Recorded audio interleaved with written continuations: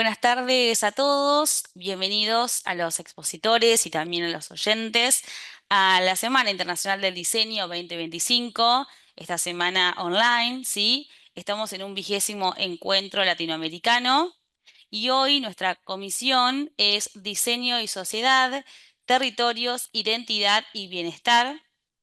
Les cuento además que esta comisión está siendo grabada y la van a poder ver a partir del 4 de septiembre en nuestro canal de YouTube, que es Conferencias DC. Las dudas que tengan y demás lo pueden escribir al finalizar la exposición, ¿sí? En el chat.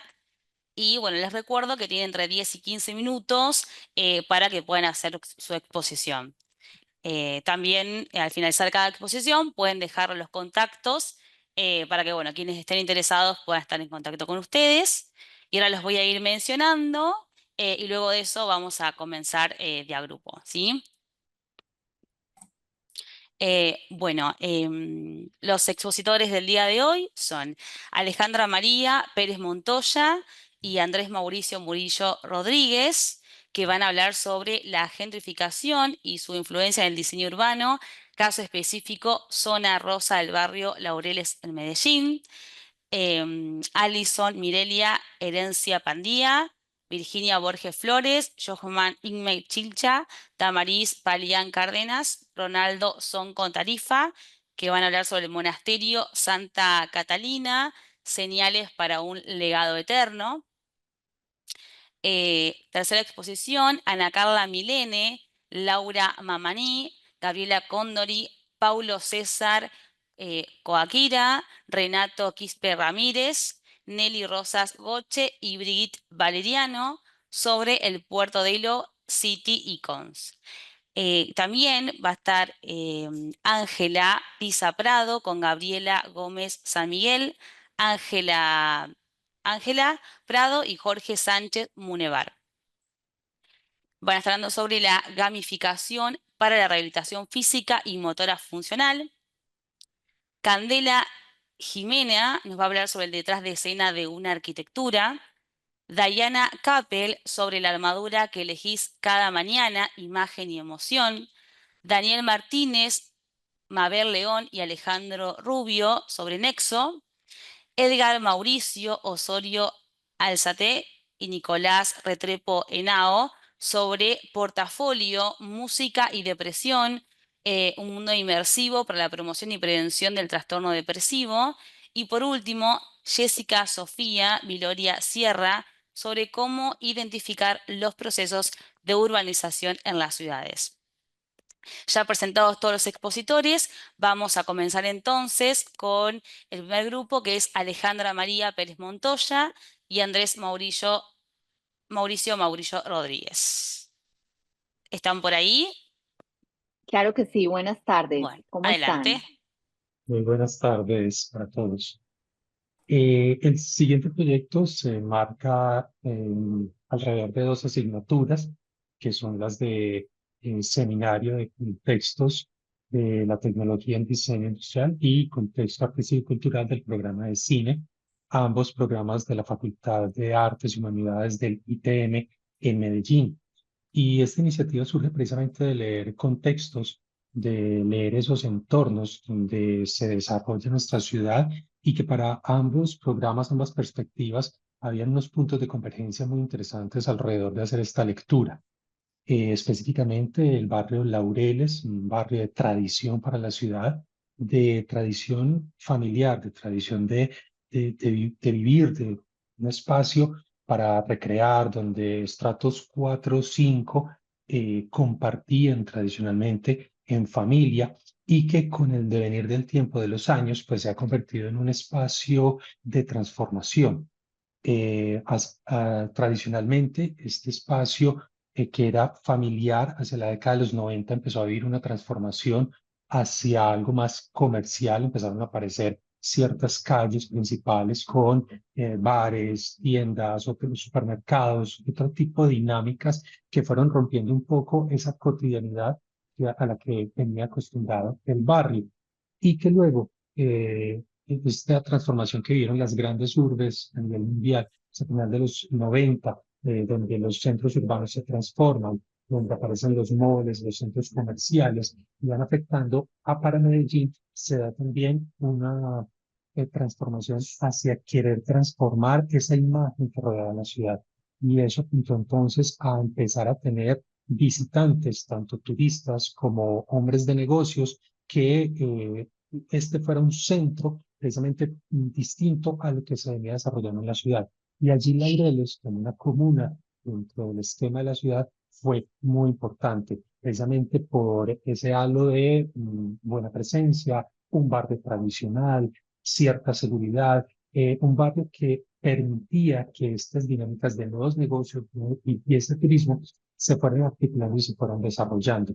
Es así que más o menos en los últimos 15 años hemos visto cómo esa parte tradicional, esa parte de tener unos esquemas anclados en familia, en juego, en compartir, en la vecindad, fueron migrando a otras dinámicas, no necesariamente negativas, pero sí en una evolución muy diferente a lo que es. Ahí está el marco de referencia de este proyecto.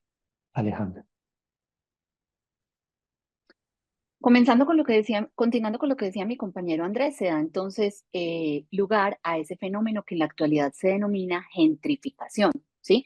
Y es alrededor de ese concepto que nosotros quisimos hacer un ejercicio pedagógico en el que incluimos a los estudiantes de ambas asignaturas. Hicimos derivas urbanas, hicimos diversas salidas pedagógicas y a través de esas derivas fue que identificamos esta exposición que hoy denominamos Medallón, ¿sí? ¿Qué queremos entonces con esta exposición fotográfica? Mostrar cómo el diseño de la ciudad, cómo los dispositivos urbanos, cómo el mobiliario, cómo el uso del espacio público en en la ciudad de Medellín, específicamente en el barrio de Laureles, zona rosa del territorio, se transformó, ¿sí? Se transformaron todas esas dinámicas y ya se dejó de diseñar y se dejó de adecuar el espacio para la comunidad residente, pensando ahora en quiénes, en los turistas, visitantes y extranjeros como protagonistas. Y eso, sin lugar a dudas, transformó todas las dinámicas.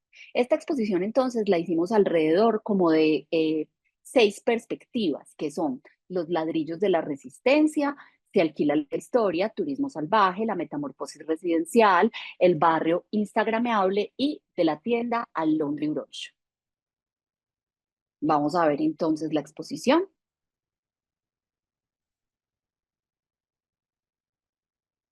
Comenzamos entonces con ladrillos de la resistencia y lo que queremos mostrar es cómo en el territorio se usaron los murales y los grafitis para resistirse a ese cambio, hasta en el diseño, para resistirse a ese cambio que trae la modernidad, ¿sí? Y a partir de ahí tener expresiones culturales que nos hagan sentirnos parte del territorio y que aun cuando estemos llenos de visitantes y extranjeros, que cambian las dinámicas, que traen nuevos idiomas, que traen nueva gastronomía, que traen moneda extranjera, tener una forma de resistirnos a eso a través del diseño, en este caso con murales y grafitis. Continuamos entonces.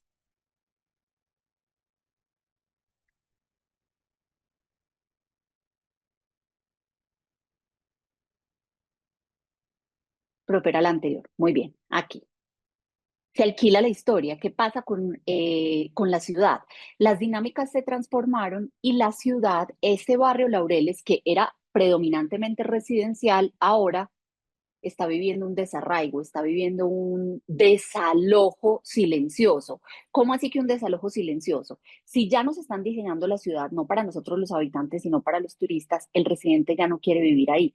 ¿Por qué? Porque antes la familia podía salir, el niño podía aprender a montar en patines, podía aprender a montar en bicicleta en la cuadra, ya no. ¿Por qué? Porque la zona está llena de hoteles, porque el tránsito vehicular es mucho mayor, porque la calle se convirtió en parqueadero público, porque esas dinámicas del barrio cambiaron, esas dinámicas de familias, de que todos los vecinos se conocían, se transformaron. Ahora, como podemos ver en las imágenes, arriendo y venta es un común denominador actualmente en la zona. Quienes tienen la posibilidad ya no se quedan en el territorio. No venden la propiedad o si la venden, pues de alguna manera le ganan y es una inversión importante para ellos, pero sí se van, se trasladan a zonas donde puedan tener eso que anteriormente podían disfrutar en el barrio Laureles.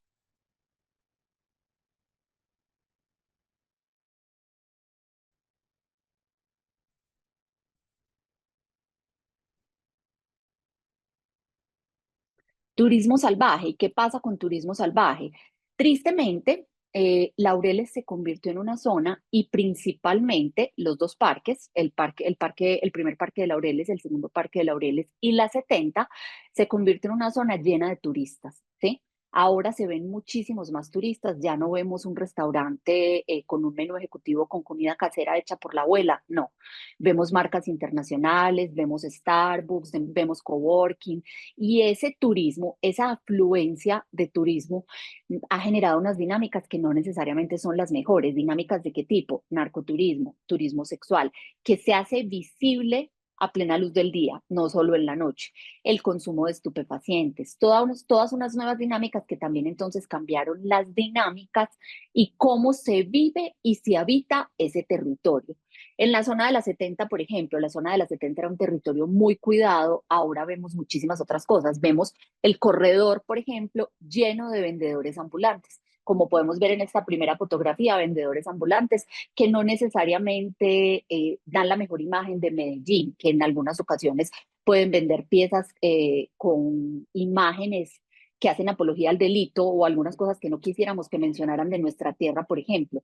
El Rappi, el domiciliario, ahora es protagonista. ¿Por qué? Por el uso también de los extranjeros, ¿sí?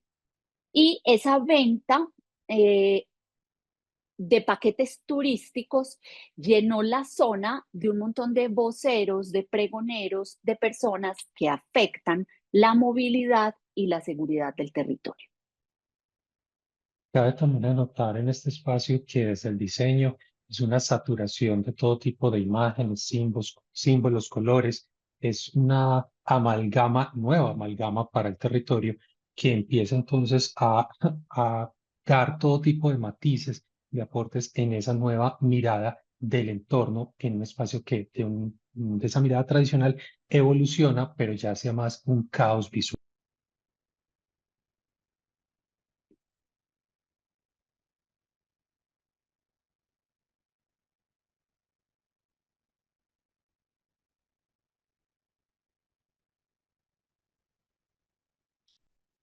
Me está faltando una, profe, pero creo que vamos en este orden y si no, ahorita revisamos. El barrio instagramable, ¿qué pasa con qué pasa con el barrio Laureles? Si bien la gentrificación trae efectos que no son necesariamente positivos y que no son necesariamente todos negativos, si hay algo que es determinante en esta zona y es la estética. La estética de la zona cambió. La zona ahora tiene una cantidad de lugares sumamente agradables en los que todo el mundo, visitantes extranjeros y residentes, quieren tener en la foto, ¿sí?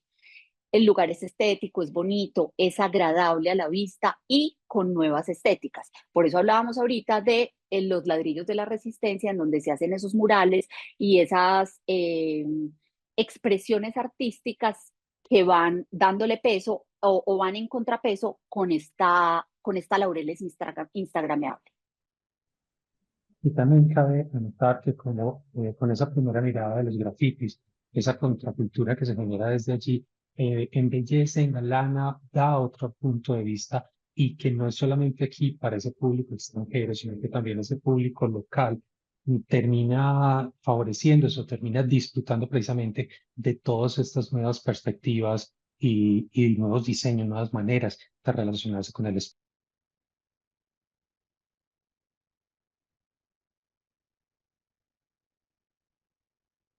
Laureles sufrió y está sufriendo aún una metamorfosis residencial. Ese barrio que anteriormente era para vivienda, ¿sí? Era un sector residencial, ahora está lleno de ¿qué? De discotecas, de hoteles, de restaurantes, de hostales, y esto sin lugar a dudas cambia completamente la dinámica.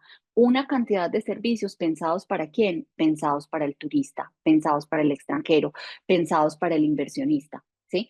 Que afectan sin lugar a dudas mm, la dinámica, la tranquilidad y la convivencia de la zona. ¿Sí? Ahora vemos coworking, ahora vemos otro tipo de establecimientos, vemos marcas, como les decía ahorita, marcas de carácter internacional, que tienen muchísimo peso y que hay además muchas más que las marcas nuestras.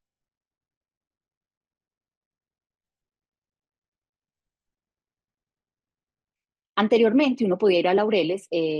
Laureles es un barrio, digamos que muy conocido para mi familia. Mi abuela vive en este sector. Entonces uno podía ir a Laureles y podía encontrar un restaurante con menú casero, ¿sí? Un menú económico para el trabajador de la zona. En la actualidad no. En la actualidad eso es poco factible, ¿sí? Todos los lugares que hay son lugares con costos altos, comida extranjera, y cambiamos esa cotidianidad de la tienda del barrio donde podías ir a comprar la bolsa de leche, el quesito y el paquete de pan.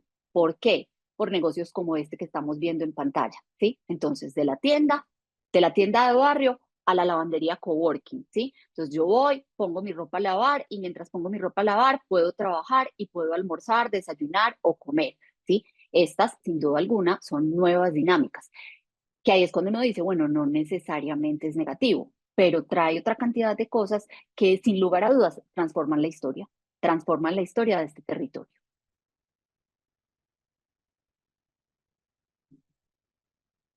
Andrés, no sé si está escuchando. Perdón, solo una idea para finalizar, y es que quizás la gentrificación siempre se mira más desde un aspecto negativo, pero que realmente no, simplemente es entenderlo como una transformación del espacio, unos nuevos usos, unas nuevas dinámicas, que en este caso específico, al abordarlo junto con estudiantes en ese barrio, lo que nos muestra es dinámicas propias de cualquier entorno y cómo aspectos positivos y otros no tan positivos terminan en una amalgama, terminan con una convergencia muy positiva para lo que es una ciudad. Muchísimas gracias. Gracias, gracias Andrés y Alejandro por y Alejandra por sus aportes. Y ahora sí continuamos con el grupo de Alison Mirelia, Herencia Pandía. Adelante.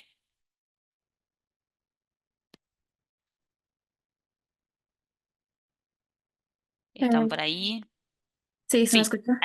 Genial. sí. Adelante. Mm, mm.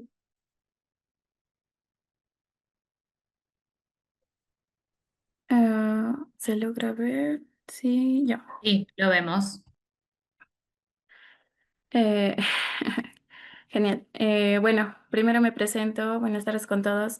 Soy Alison Herencia, alumna de diseño gráfico del Instituto Certus Perú de la sede de Arequipa. Y bueno, empezando primeramente, recordando un poco. Nosotros somos de Perú. Un patrimonio de Perú es el proyecto que vamos a presentar a continuación y con mucha responsabilidad y respeto. Como diseñadores, entramos a esto, ¿no? Voy a presentar a mi equipo principal, primeramente.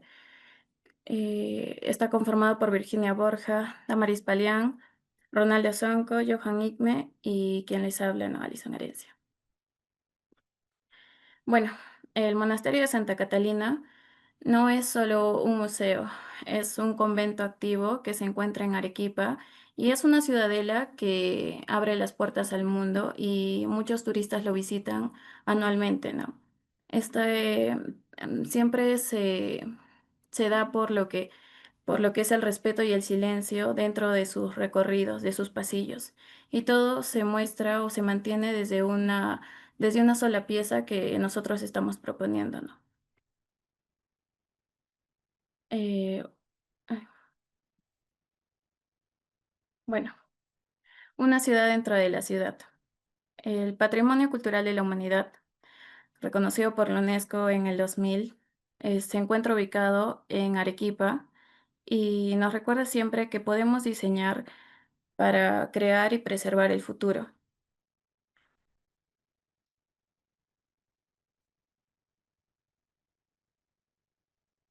Y bueno, qué pasaría si al llegar a una ciudadela llena de historia y tradición, no sabes cómo empezar a recorrerla? Es un problema que hemos encontrado, puesto que ya 200.000, anualmente algo de 200.000 personas la visitan y alrededor del 60% son turistas. Y siempre se pierden en si voy a la derecha, si voy a la izquierda y entienden que tener un guía turístico o tener un mapa, ¿no? Para que los pueda guiar y esto corta con la narrativa visual del espacio. Aquí es donde podemos ver que tenemos esta belleza patrimonial fuerte, pero que también tiene barreras de orientación. Y bueno, la señalética que estamos proponiendo, queremos que sea inclusiva, que sea clara y que pueda ayudar a entender esta experiencia intuitiva y universal, pero sin que pierda el sentido de lo que es el patrimonio, ¿no? Que pueda ser silenciosa, pero que también sea fuerte. Como pueden observar, existen personas que diariamente lo visitan, pero que no se pueden integrar al lugar porque se desorientan o no saben a qué parte ir. Es como un laberinto, pero sería bueno conocer cada zona y saber qué es lo que estás viendo, ¿no? Hemos hecho un estudio fotográfico que pueden observar y viendo cada una de estas zonas, las líneas, las texturas, te llevan acá a estos espacios, ¿no? Y bueno, como equipo hemos entrado en el diseño para encontrar justamente estos trazos que se encuentran en cada espacio. Como pueden observar, hay arcos, hay texturas, hay guías, hay perspectivas.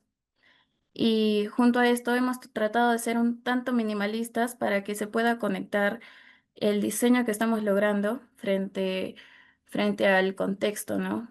Frente a este patrimonio, que tratamos como objetivo que guíe sin interrumpir la esencia y que se pueda integrar de una manera silenciosa, pero espacialmente atractiva. Teniendo un respeto siempre por lo patrimonial, tratamos de que la diversidad sea clara. Y bueno, es por esto que hemos tomado este tipo de lenguaje visual que sea un poco más amable, que sea legible, incluyente y que no necesariamente pueda depender, ¿no? de un mapa como tal.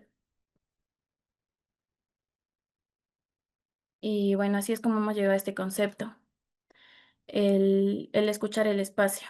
Algo simple, pero fuerte, pues el diseño también tiene que hablar del contexto, de entender dónde estamos, el genius loci, como muchos lo pueden conocer, entender y sentir este espíritu y centrarte en eso, porque al ser un convento es un lugar de silencio. Entonces, la idea es entrar en ti, contigo mismo y en esta paz mental, ¿no? Es por esto que de aquí nace de cada espacio, tratamos de generar estos trazos para sacar los primeros trazos que hemos planteado, ¿no? En nuestro proceso de diseño. Y aquí podemos observar el silencio visual y la guía precisa, que es prácticamente nuestro lema, que se da en estos módulos, ¿no? Estas grillas que tratamos de que se integre, de que que haya un equilibrio entre los trazos continuos, que sean legibles, que sean suaves y que puedan ser parte de lo que estamos planteando como parte del patrimonio, ¿no? Esta integración que no se vea muy dura. Y bueno, llegando aquí ya a la jerarquía y el sistema cromático, hemos tomado en consideración colores propios del lugar, como el rojo del sillar, que es ocre, también la cal del sillar, que también es un tanto más eh, tradicional del sillar mismo, y bueno, el color neutro, que también se puede observar en partes del sillar de la textura, que es el blanco, ¿no? Y bueno, les presentamos la señalética como tal, las primeras 12 señaléticas que, como pueden observar, todas tienen esta integración de trazos que son simples, pero que mantienen este equilibrio e integración visual entre lo que estamos planteando, ¿no? En cada zona, que respire lo que es el recorrido, las calles, las plazas, que se pueden entender las salas y estos momentos de cada zona, que como ya mencioné es un laberinto por explorar, pero que te puedes perder en cada zona porque es muy atractivo, ¿no? Para la vista. Y aquí están las otras 13 señaléticas que hacen un total de 25 y bueno, Es más que todo la jerarquía que estamos mostrando visualmente con claridad y que tengan un sistema continuo, que, que el trazo sea limpio, que tenga estas curvas de los arcos, que es lo que mayormente a nosotros nos representa, y que además pueda tener esta presencia, ¿no? Que pueda acompañar, pero que no necesariamente interrumpa a lo que nosotros planteamos, ya que el patrimonio es algo que queremos respetar. Y aquí, según el estudio fotográfico que hemos hecho el recorrido, hemos hecho estas intervenciones de cómo se vería en algo real. Y bueno, podemos ver que existe, ¿no? El enmarcado, que es un poco neutro, que existen con los materiales que se integran. Tiene estos pictogramas tienen esta guía y sugiere, ¿no? Sugiere por dónde tienes que ir o qué sé cómo se llama esta calle. Y estas zonas de silencio, tratamos de que puedan dirigirse y que jueguen con estas curvas no envolventes. Y tratamos siempre de no dañar este patrimonio, ¿no? Estas zonas. También tenemos eh, estas imágenes que, como ya mencioné, permanecer sin invadir o preservar sin interrumpir es parte de lo que nosotros queremos dejar como un diseño que ayudas, pero sin dejar una huella de lo que es el patrimonio, ¿no? Diseñar sin dejar huella en el patrimonio. Y esta señalética propone, mediante esta base, un montaje más discreto, que no va a perforar muros o que va a tapar algunas zonas importantes, o incluso sugerimos un sistema que sean en zonas, en rincones claves, ¿no? Donde se pueda apreciar todo el concepto como tal. De esta forma también se puede ver que puedes fluir en este recorrido, pero sin romper con la contemplación, que es a lo que se va a este monasterio, ¿no? A encontrarte contigo mismo. Y bueno, en conjunto, este sistema logra que el visitante pueda fluir, pueda detenerse a ver, no se pierda y esta señalética no rompa con la magia, ¿no? Con este espíritu, que se convierta en una voz silenciosa, en un segundo plano. Y aquí hacemos esto, ¿no? Cuando este lema que nos gustó mucho, que cuando el silencio guía sin hablar, eh, cuando el silencio guía sin hablar, hablemos fuerte. Y bueno, dejando como una pequeña reflexión final que quisiera destacar es que este homenaje visual a la memoria del monasterio de Santa Catalina es un proyecto que más que guiar o crear una señalética, queremos rendir homenaje, ¿no? A este espacio tranquilo que ha resistido tantos años y que guarda tanto patrimonio, tanta cultura y de nuestro país, de nuestra ciudad, y tratar de escucharlo, ¿no? Sin intervenir tanto, porque es parte de entender el diseño en el contexto y de ahí poder sacar nuestra identidad, diseñar con la identidad, entender el entorno y, bueno, crear para preservar nuestro patrimonio de una forma más fuerte. Y bueno, eso sería todo. Muchas gracias. Muchas gracias, Alison, y al equipo también por el trabajo que hicieron. Ahora sí, seguimos con el grupo de Ana Carla, Mirene, Laura, Mamani. Adelante. Sí, ¿Estás, Ana Carla? sí, sí, disculpe.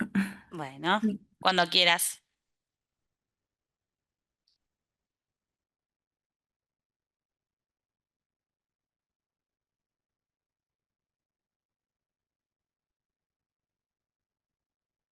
Se ve en la pantalla, ¿verdad?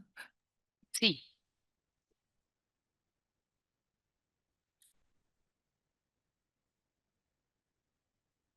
Bueno, buenas tardes con todos.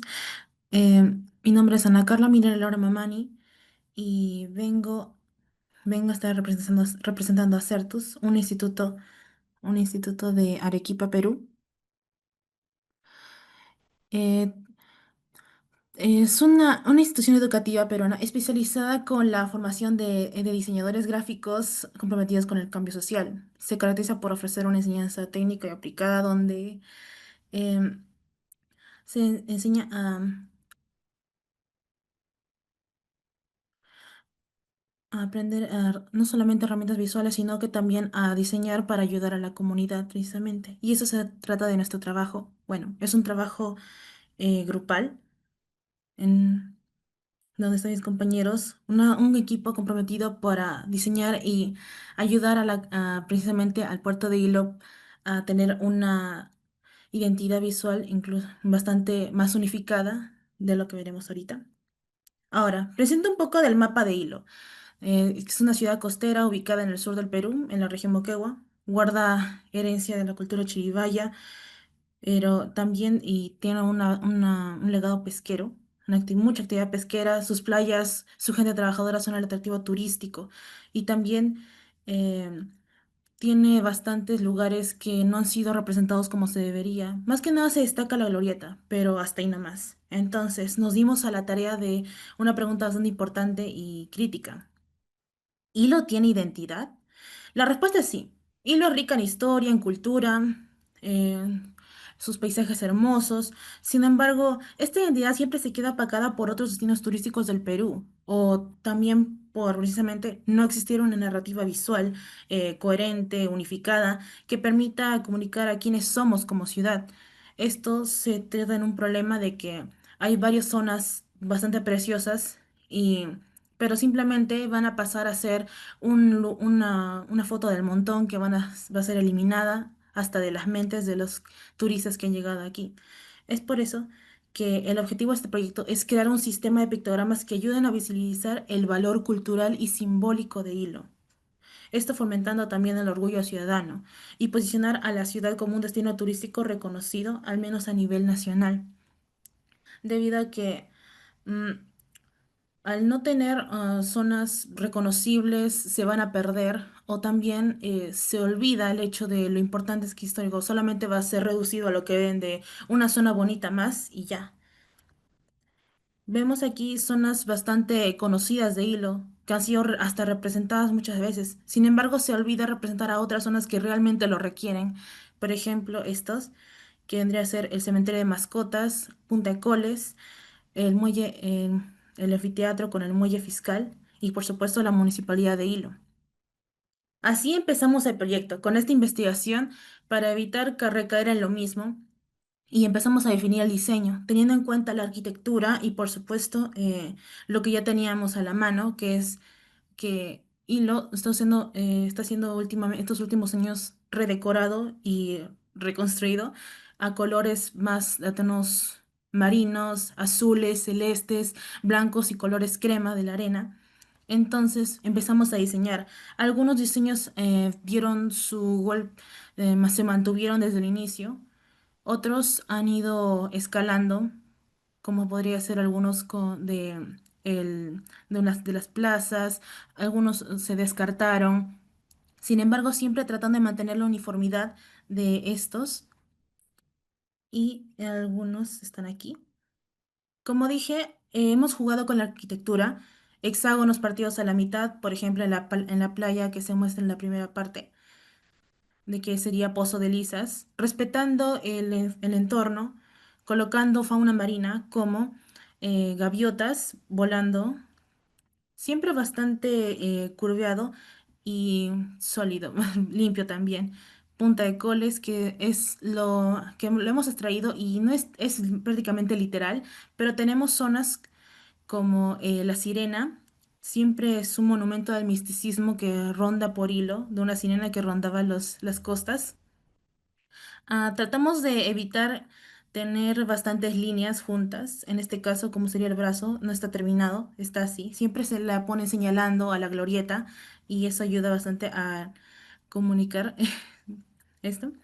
Y la municipalidad fue el tema que más complejo se nos hizo, o mejor dicho, hacerla de frente hubiera sido un desafortunado decisión debido a que muchos la reconocen en esta posición y aprovechamos prácticamente su arquitectura tan curiosa para emular también de que sea identificado en su icono.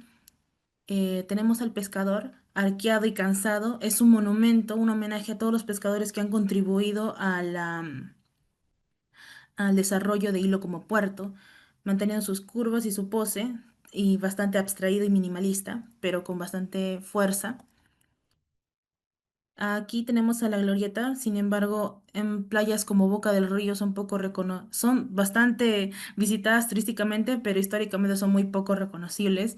Mantuvimos el puente que conecta el río Mora con el mar para tratar de emular bien su nombre. El muelle fiscal, que también es otro punto turístico, pero bien olvidado, con varios años de historia y conectando con los paseos marítimos bastante importantes. Siempre tratamos de tener la retícula en mente y que no, y como lo hicimos todo desde una vista más pequeña, y para evitar mantener excesos en el diseño y así se puede hacer una comunicación más acertada y menos pomposa. También el anfiteatro fue una forma de jugar con las perspectivas. Hacer esas gradas tan pequeñas habría sido bastante cansado visualmente, así que al usar bastantes círculos y mantener esa estética más amigable, ayudamos a que se entienda de su forma circular y tan curiosa. Como por último, hay uno de los iconos más importantes y que ha sido prácticamente ignorado, que es el icono del cementerio de mascotas, ubicado a las afueras de Hilo. Este prácticamente está a la intemperie, así que nos parecía bastante necesario que tuviera un icono para que sea reconocible. También de paso para que se hable de este, ya que algunos lo conocen, otros solamente lo ignoran, y eso no debería ser así para un lugar que debería ser un descanso para nuestros amigos más fieles que pasaron a mejor vida. Todos hemos mantenido esa escena para evitar que no sean tan unidos. Le hemos mantenido las nubes, los cerros, todo para evitar, para mantener esa unión, esa uniformidad. Y prácticamente, em, Hilo sería les sería bastante de provecho si la municipalidad apoya este proyecto, debido a que este diseño no solamente va a embellecerlo, sino que también va a ayudar a que sea más visible y que las personas que nos visiten, e incluso nosotros mismos, los locales, podamos reconocernos y también reconocer los lugares a los que vayan a visitar. En este caso, tenemos también aplicado para banderillas, para las carros que les pueden ayudar a transportar a las zonas más turísticas, merchandising. Todo esto va a apoyar a la economía local, aumentar eso y básicamente ayudar a que Hilo ya no pase a ser un puerto más, hasta uno bastante olvidado, sino que también a educar y transformar todo lo que conocemos, y también de que al trabajar desde lo local con respeto y sensibilidad puede convertirse en una estrategia cultural y en motor de desarrollo. Así que, volviendo a la pregunta inicial, ¿Hilo tiene identidad? Sí, siempre la ha tenido, pero este proyecto es una forma de hacerla visible, ampliarla y compartirla con quienes habitan y la visitan. Desde el sur del Perú, em, desde un equipo de diseñadores formados con enfoque social y compromiso territorial, esta podría ser nuestra respuesta. Muchas gracias. Muchas gracias a vos, Ana Carla, y también a tu equipo por este trabajo que han realizado. Gracias. Continuamos ahora sí con Ángela Pisa Prada y también el equipo. Adelante. Ángela, ¿estás por ahí?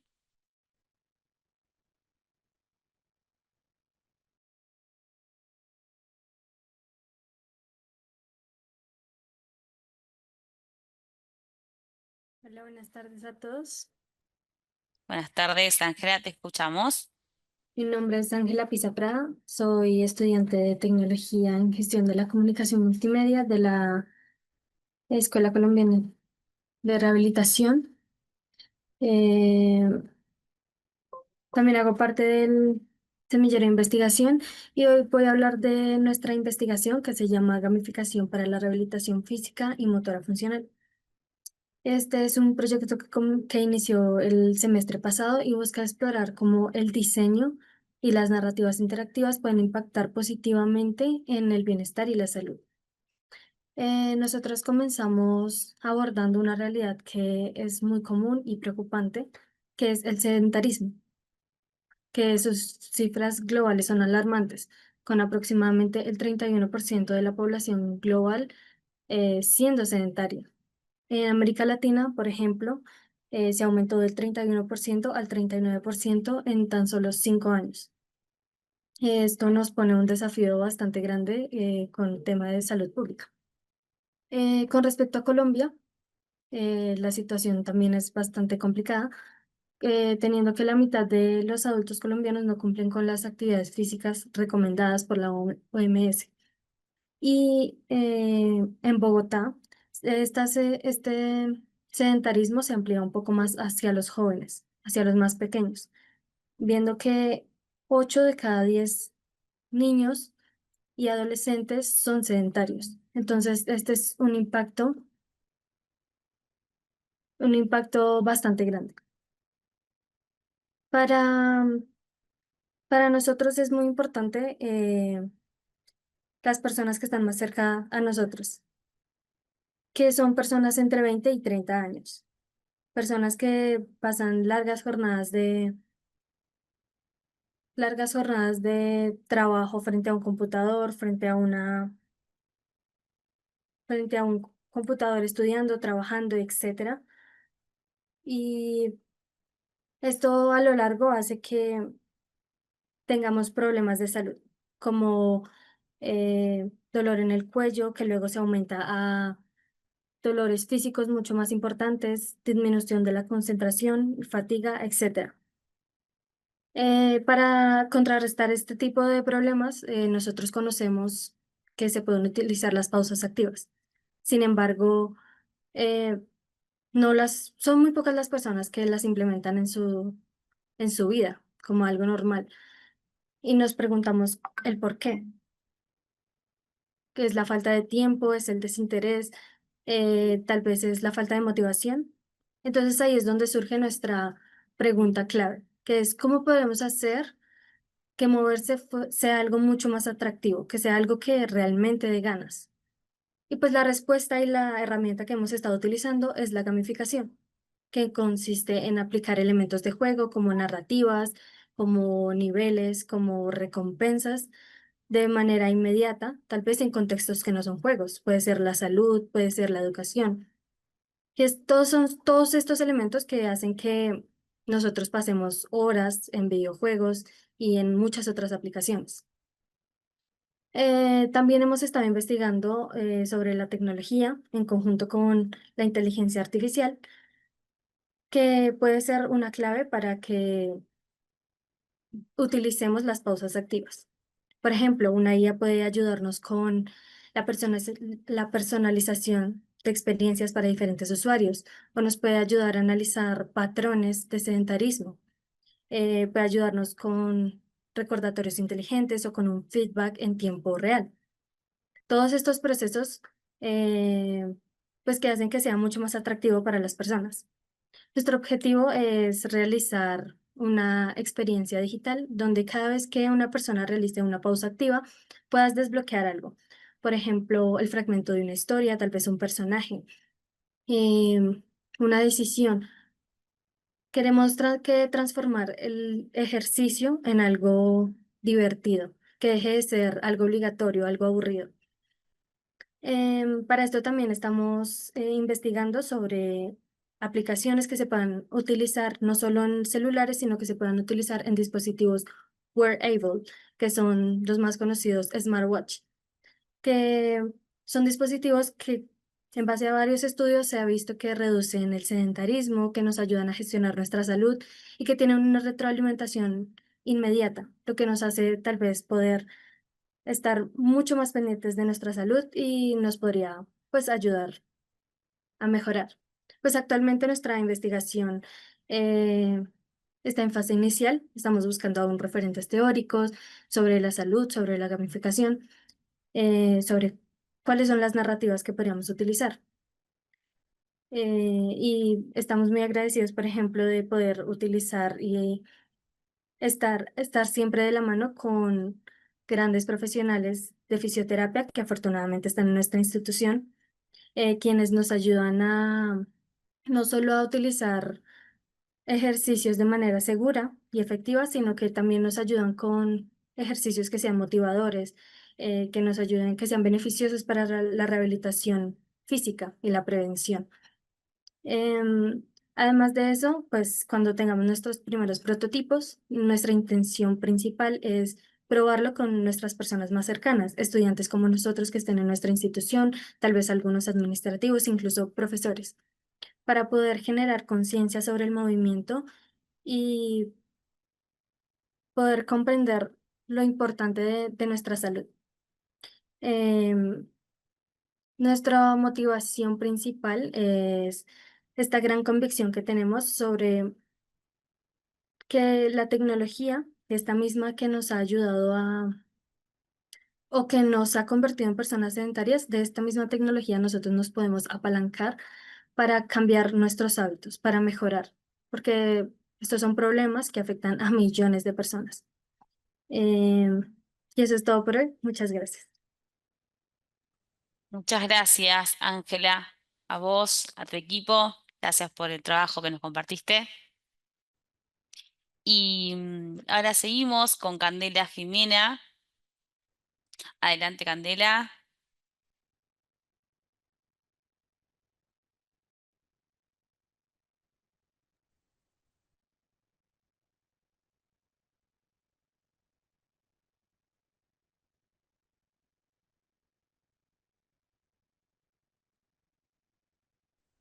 Hola, ¿qué tal? Hola, ¿cómo estás? Todo bien, mi nombre es Candela Jimena, estoy recibida de la Universidad de Palermo. Actualmente tengo mi estudio llamado Distintiva, que lo comencé más o menos cuando tenía 23, 24 años. Y bueno, nada, quería contar un poco de lo que fue mi experiencia para quienes tienen el deseo de comenzar de a poco armando el estudio, ¿no? Para tapabilizar eso, inicialmente quería comentar que, bueno, nada, yo ya había armado el estudio antes de estar recibida. Al principio comencé trabajando en relación de dependencia, como así pedía la universidad.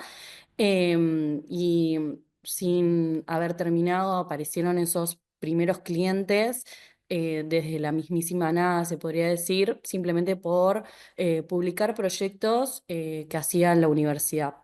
Y de una directamente creo que fue que me tiré a la pileta y la realidad es que lo hice muy convencida.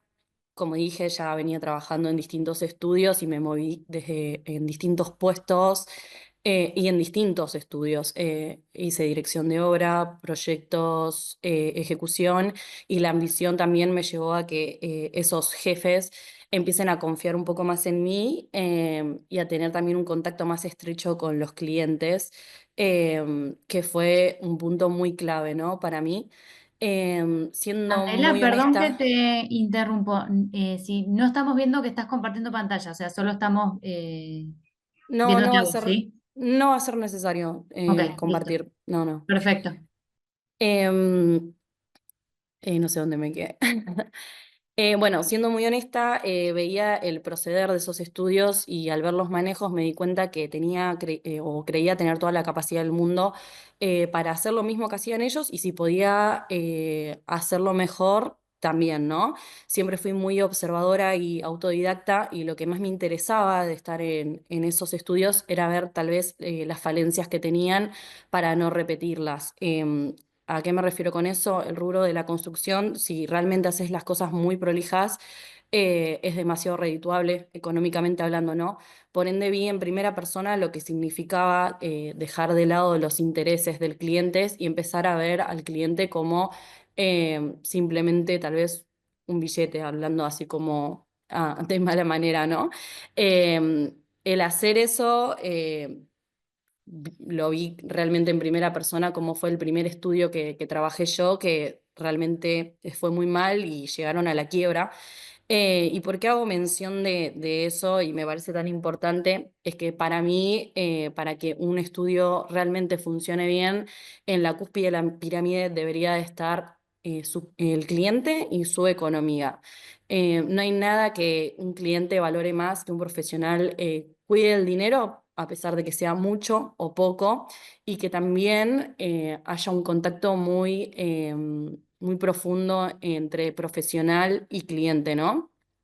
Eso además hace que se genere una confianza y un estado de paz en la obra, además de múltiples recomendaciones. O sea que si generan esa confianza, el trabajo después realmente llega solo.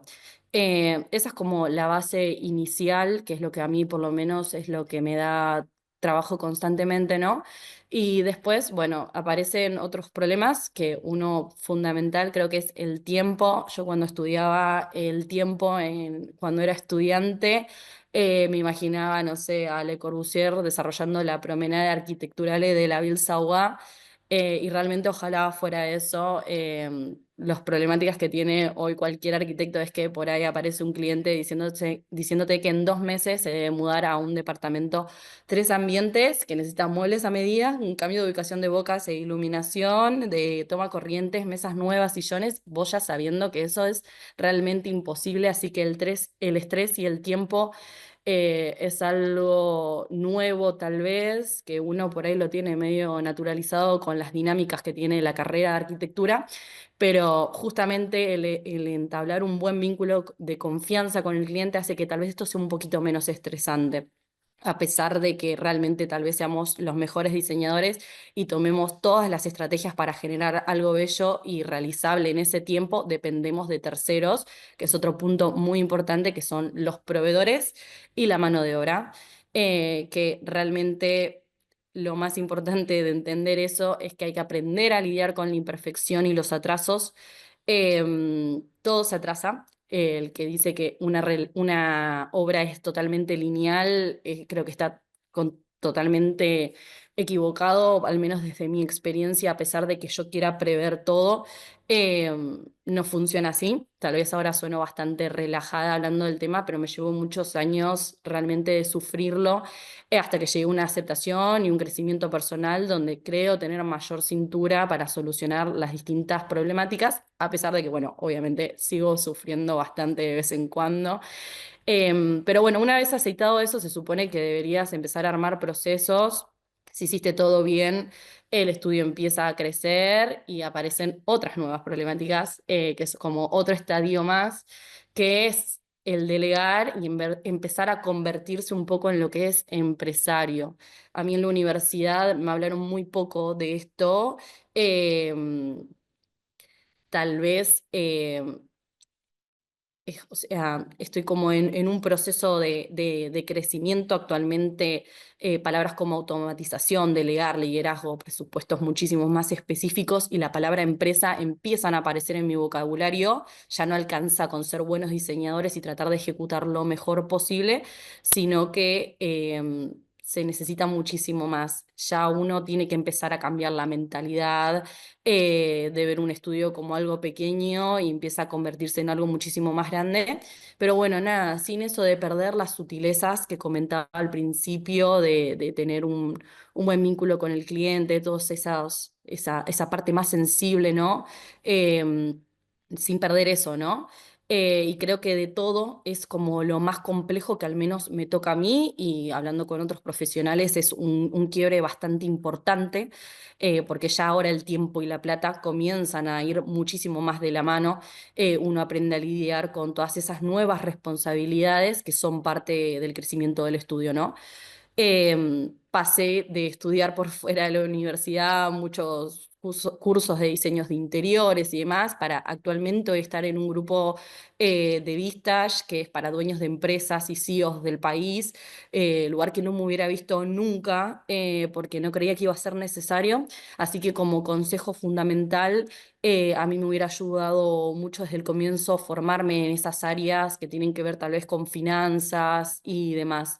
Probablemente si hay un arquitecto o un empresario en este espacio tendría muchas más herramientas de las que les puedo dar yo, pero quería contar un poco en primera persona cómo es todo este proceso y darles un pantallazo de que no es lineal, cada uno tiene su propio crecimiento, pero estos son como los pilares más claros que vi yo a lo largo de todos estos años. Y también un poco alentar a los estudiantes a lanzarse, ¿no? Porque siendo muy honesta, yo no era una chica de los promedios 10 de la universidad, tenía un promedio 8, hubo un momento donde no estaba convencida de la carrera, la dejé, empecé a estudiar periodismo, luego volví, muchos profesores hicieron enamorarme un poco de la parte más sensible de la arquitectura y es el motor que a mí como que más me motiva a hacer lo que hago, que amo. Pero bueno, después hay una parte muchísimo más dura que tiene que ver con los números, que tiene que ver con el funcionamiento correcto y los procesos que hay que tener de una empresa que van totalmente de la mano. Y que bueno, nada, a pesar de las complejidades que puede tener uno, también siendo mujer en un rubro donde predominan los hombres, ¿no?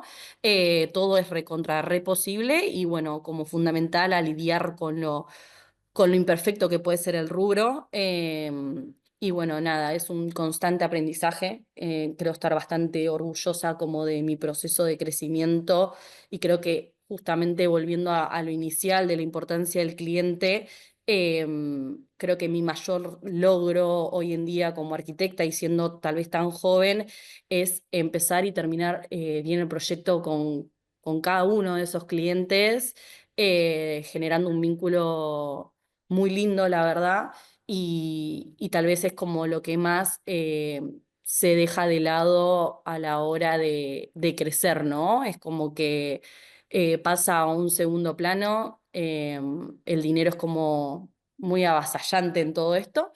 Entonces, bueno, nada, ese es como el mensaje que quería dar y un poco el proceso que tuve en mi estudio de distintiva. Gracias. Muchas gracias a vos, Candela, por contarnos tu experiencia. Gracias.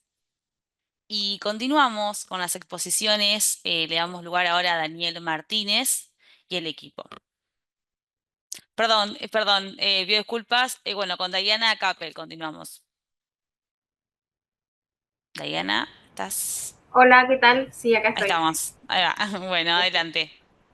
Bueno, dame un segundo que comparto. Perfecto. Bueno, yo les voy a hablar un poco de la armadura que elegimos cada mañana, que es ni más ni menos que la ropa que nos ponemos cuando nos vestimos. Les voy a hablar de esto porque soy Diana Capel, asesora y coach de imagen, y desarrollé un método de coaching de imagen porque justamente me di cuenta que las personas trabajando con clientes y demás, elegimos la ropa a veces hablando más de nuestra herida que de nuestro estilo real. Entonces, a partir de eso y de mucha experiencia con clientes, con personas que conocía, con el diálogo constante día a día con las personas que todos nos vestimos a la mañana, ¿no? Que todos seleccionamos qué ponernos. Y siempre digo, ¿quién nos enseñó a vestirnos? Nos enseñaron a ponernos bien una camisa, un pantalón y demás, pero nadie nos enseñó el propósito de vestirnos todos los días, con qué intención me he visto. Y a partir de ahí justamente fue que desarrollé este método que se llama Sanar tu Imagen, porque entendí que hay una relación entre la ropa que nosotros elegimos, cómo nos sentimos y cómo nos expresamos y cómo nos comunicamos con el resto de las personas, ya sea en un ámbito personal, ya sea en un ámbito profesional. Este método de coaching de imagen lo que busca es hacer consciente justamente lo inconsciente, lo que no vemos, lo que no me doy cuenta de que me estoy vistiendo o eligiendo un color o un accesorio por determinado motivo, y a partir de ahí principalmente es empezar a transformar el diálogo interno. Cuando nosotros transformamos ese diálogo interno, logramos realmente como resetear un chip con nuestra imagen, y a veces se cree que la imagen es algo muy frívolo, y sin embargo es quién no se ve en el espejo, y cuando se gusta lo que el espejo le devuelve, ese reflejo, nos sentimos bien. Entonces, algo que tiene el poder simplemente por una observación de hacernos sentir bien o en el peor de los casos no hacernos sentir bien, ¿puede llegar a ser realmente algo frívolo? Creería que no. Entonces, por eso desarrollé este método que tiene 4 principales pilares. Uno de ellos es el cuerpo, pero no el cuerpo desde una anatomía de cómo visto para realzar o potenciar X cosa, como se habla del asesoramiento de imagen, sino justamente para entender el cuerpo desde una construcción que muchas veces es desde una protección. En realidad elijo mi ropa no para comunicar quién soy, cuáles son mis objetivos, cuáles son mis deseos, sino es desde ponerme un escudo de protección. Elijo que se me proteja a mí, el cuerpo me va a proteger, la ropa que elijo va a protegerme, va a funcionar como escudo, los cortes de prendas van a funcionar como escudo. Entonces empezar a entender el cuerpo desde una aceptación y no desde una armadura. Ese es uno de los pilares. El siguiente pilar es el color. Entender el color no simplemente por una combinación de colores, sino es que podemos decir mucho más que con palabras usando los colores correctos. Por ejemplo, me pasó a mí, y después mucho tiempo y analizando todo lo que fui estudiando, me di cuenta que en una situación particular de mi vida, cuando trabajaba en relación de dependencia, hoy ya no lo hago, no podía comunicar mi enojo a mi jefe inmediato. Entonces lo que hice fue ese día vestirme íntegramente de rojo. Claro, o sea, yo no podía decir nada, no podía decir lo que pensaba en ese momento, pero a través de la ropa y del color que estaba eligiendo, estaba comunicando que estaba enojada. Hoy en día, y conociendo todo esto, a veces comunico ciertas emociones desde el color, pero hoy lo tomo como un elemento de fuerza. Hoy cada vez que me tengo que parar a dar una charla o a dar una clase o a enfrentar quizás una situación que puede llegar a generarme cierto ruido, elijo incorporar algún detalle en color rojo, porque entendí que el color rojo para mí no es solamente enojo, sino es fuerza. Entonces me visto de color rojo y así hay un montón de colores que cada uno tenemos que nos van a despertar diferentes emociones. Y si podemos entender esto y conocer la emocionalidad que nos despierta cada uno de estos colores, vamos a empezar a vestirnos con mayor propósito. Y no nos vamos a vestir solamente para esconder o para proteger, sino para comunicar realmente quiénes somos. El siguiente pilar de este método es el estilo. Y desde el estilo no vamos a tratar de cambiar un look, ¿sí? Porque es superficial. Es como si nosotros tuviésemos una casa, hay una mancha de humedad, entonces lo que hacemos es lijar y pintar. Esa mancha va a volver a salir en el tiempo.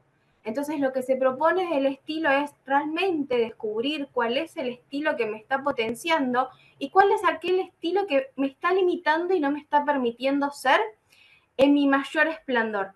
Entonces es esa mancha de humedad que salió en la casa, yo le digo siempre a mis clientes, es ver dónde hay una fuga probablemente de agua o algo que está generando esa mancha de humedad, arreglarla, reparar eso, luego hacer la corrección y volver a pintar la pared.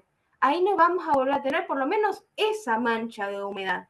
Y justamente el estilo es trabajarlos de ese lado. No hacer un cambio de look, empiezo a usar colores de cierta manera, me empiezo a vestir o empiezo a cortarme el cabello, lo que fuera, sino entender realmente por qué elijo los accesorios que elijo, por qué elijo peinarme de tal manera, por qué, si eso me está permitiendo ser o si eso me está limitando. Ese es el objetivo de la transformación del estilo. Y por último, el más importante de estos pilares es el pilar interior, ¿sí? Entender por qué y para qué me he visto de la manera en que me he visto. ¿Estoy mostrando realmente quién soy o me estoy escondiendo a través de la imagen? ¿Estoy tomando todas las posibilidades que tengo para contar y comunicar quién soy o estoy perdiendo esta gran posibilidad de comunicación?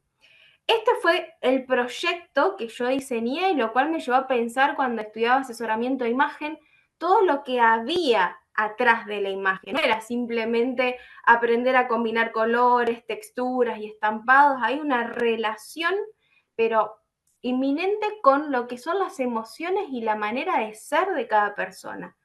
Y primero, obviamente, el primer ratoncito de laboratorio fui yo, lo puse en práctica conmigo, analicé lo que a mí me pasaba y después fui observando otras situaciones. Por eso los pasos que también diseñé en esto son pasos de conciencia, lo digo. El primer paso de conciencia entre varios pasos que hay es la observación, ¿sí? Preguntarme en esta observación, la conversación interna, ¿por qué elijo lo que elegí hoy? ¿Lo elegí realmente porque quería vestirme así o lo elegí en modo automático? Si lo elegí en modo automático, ¿por qué me vestí así hoy? Y muchas veces cuando uno empieza a interrogarse y a observarse de esta manera, aparecen conexiones, es decir, me he visto así porque alguien me dijo que tenía que vestirme de esta manera, porque lo leí en alguna revista. Entonces me he visto en esta construcción, no desde lo que yo soy, desde lo que quiero, sino desde lo que creo que un otro quiere o espera de mí. No tengo la posibilidad realmente de usar la imagen como un medio de comunicación.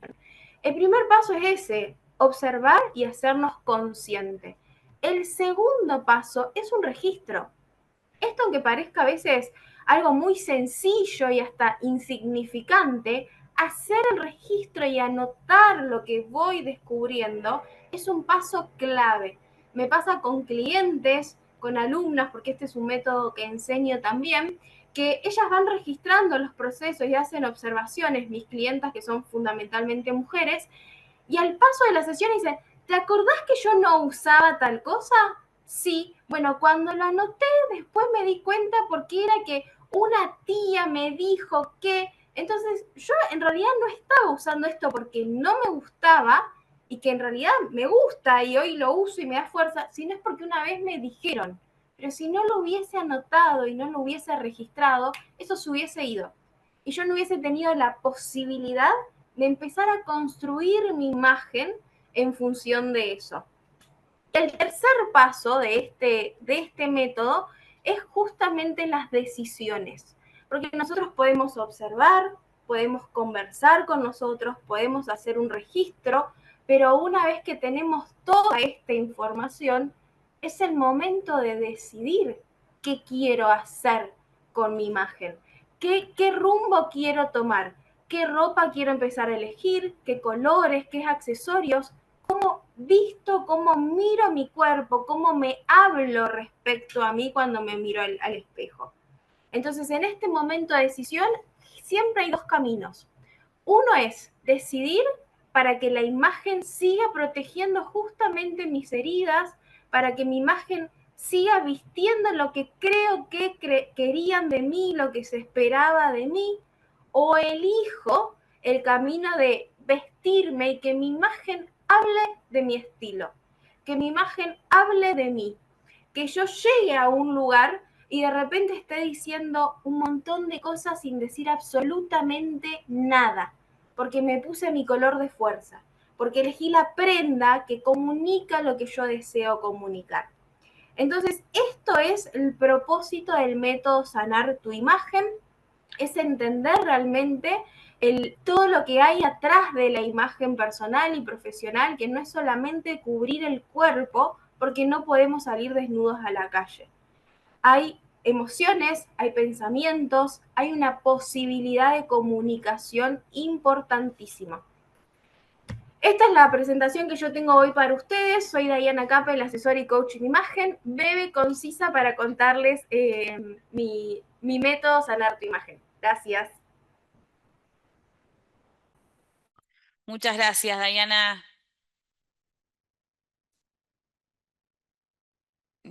Estás silenciada, pero bueno, gracias por tus aportes, por contarnos y compartirte. Y Un placer. continuamos. A vos. Continuamos con Daniel Martínez y equipo. Adelante.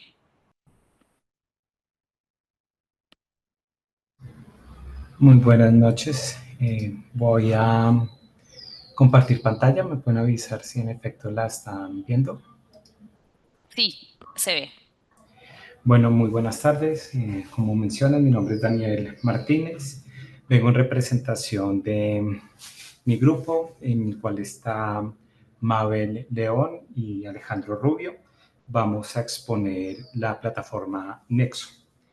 Entonces, es a partir, digamos, de esta presentación en la cual queremos socializar una herramienta que hemos denominado Nexo, la cual tiene como objetivo asistir al diseñador o a diseñadores en la elaboración de sus procesos creativos.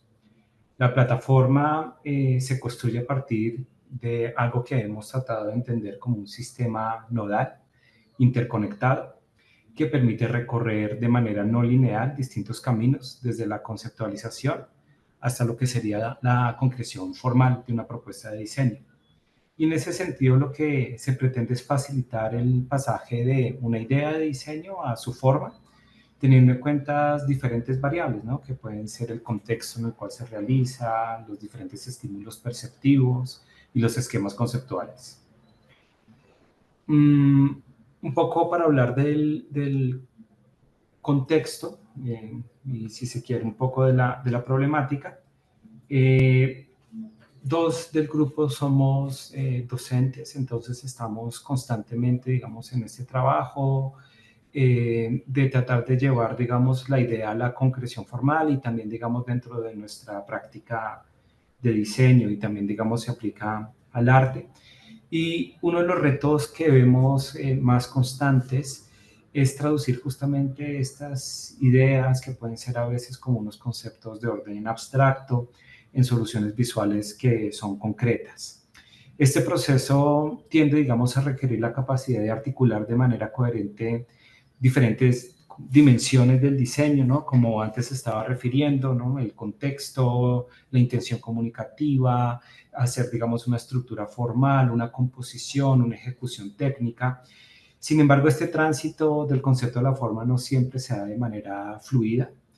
Muchos diseñadores, estudiantes, sobre todo, ¿no? en procesos formativos, experimentan ciertas dificultades para conectar sus ideas con representaciones visuales claras, lo que deriva en soluciones que tienden a ser, bueno, arbitrarias o fragmentadas. A veces hay como una incoherencia, a veces hay como una distancia fuerte entre el problema y la propuesta. Por eso es que Nexo busca o trata de generar un sistema de apoyo en esa toma de decisiones en el proceso de diseño. Pues, algo que vemos de esta problemática es sobre todo cuando se enfrentan como tal a los proyectos de diseño, ¿no? Entonces, muchas veces cuando se proponen ciertos métodos o metodologías, tienden a ser supremamente lineales, se siguen, digamos, pasos fijos. Y como consecuencia de esto deriva en que es muy complejo volver atrás en los procesos, generar, digamos, ciertas iteraciones. Entonces, es frente, digamos, a este panorama que se plantea la necesidad de una herramienta que permita transitar de una manera, bueno, lo más consciente posible y no de una manera lineal. Eso para nosotros es importante aclararlo desde el concepto de la forma, considerando tanto la estructura del problema como las dimensiones perceptivas y sensoriales. Para tratar, digamos, de responder a esta problemática, entonces hemos tratado de generar un marco referencial y tratamos de generar dos categorías en este marco referencial. Entonces, por un lado, tenemos como la generación de conceptos y por otro lado, como los procesos cognitivos. Entonces, en los procesos cognitivos, tratamos de abordar cómo se generan, digamos, las ideas, cómo se generan los conceptos y cómo se establecen, digamos, unas representaciones del pensamiento. Para ahí fueron claves, digamos, las ideas de Joseph Novak sobre los mapas conceptuales y sobre todo eso nos permitió entender cómo los nodos y la capacidad del nodo de establecer, digamos, vínculos. Por otro lado, George Siemens permitió, digamos, establecer las relaciones del conectivismo y la incidencia, digamos, de las redes en los procesos de aprendizaje. Y también, digamos, en Minsky, cómo se establecían, digamos, unas suertes de relaciones que se activaban y se desactivan dentro de los procesos de cognición. Y ya más cercano al diseño, pues hay dos autores que nos han sido muy importantes, que es Nigel Cross y Keith Dorst. Ellos proponen que el diseño no puede entenderse como de una manera, una resolución, digamos, lineal de problemas, sino que es más bien un proceso dinámico, ¿sí? En donde el problema y la solución como que evolucionan, en tanto que el planteamiento del problema genera unas alternativas de solución y estas se van como transformando, digamos, recíprocamente. Ese modelo se dista de cualquier lógica secuencial y más bien propone algo que para nosotros va a ser muy importante, que es el enfoque iterativo, donde el concepto actúa como un puente entre ambos extremos, entre el problema y la solución. Y en ese sentido, es tratar de entender que el diseño privilegia la reinterpretación constante, la retroalimentación, la revisión crítica, como mecanismos para afinar, digamos, la propuesta, ¿sí? Donde constantemente se está yendo y viniendo. En ese sentido, perdón ahí la redundancia, la idea no es, o el concepto no es un resultado, sino una herramienta operativa que estructura el pensamiento creativo y da coherencia al desarrollo de una solución. Tiene que identificar el problema de forma precisa, explorar sus variables y permite que la solución influya en la comprensión del problema. ¿Cómo esto, a qué nos llevó esto? Bueno, importante es entender, número uno, la idea de que posiblemente en los procesos de diseño pues no hay esta linealidad, estos pasos, sino que más bien hay como diferentes elementos que están en juego y estos diferentes elementos posibilitan unas iteraciones en el proceso.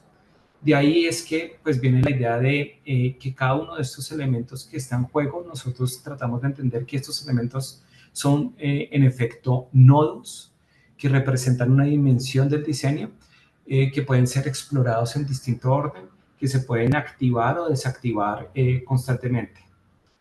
Nuevamente, en ese sentido, el diseño entonces no se limita solamente a resolver problemas, sino que crea condiciones de encuentro entre la idea y la forma, entre el estímulo y la percepción, en lo que sería, digamos, el diseñador y el usuario. Comprender esta relación, pues, para nosotros resultó esencial para el desarrollo de la herramienta que acompañe justamente al diseñador en los procesos creativos, facilitando tanto la formulación de conceptos como su traducción en propuestas bidimensionales. Entonces, esta ya me va aproximando a lo que es la propuesta de Nexo.